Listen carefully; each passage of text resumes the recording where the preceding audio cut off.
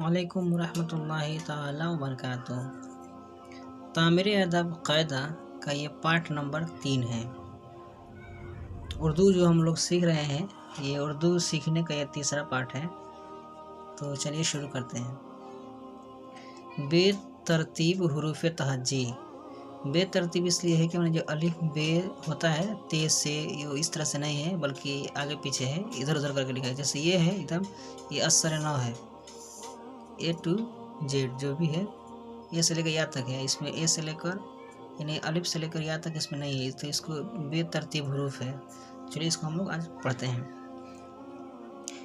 خ، دال، الف، غین، بڑی ای، بے، رے، سین، واو، لام، ح، قاف، عین، تو، میم، تے، گاف، زے، پے، ہے، ڈال، ٹے، حمزہ، زال، جیم، اڑے، نون، تو، تے، چے، صاد، فے، ای، شین، کاف، ضاد۔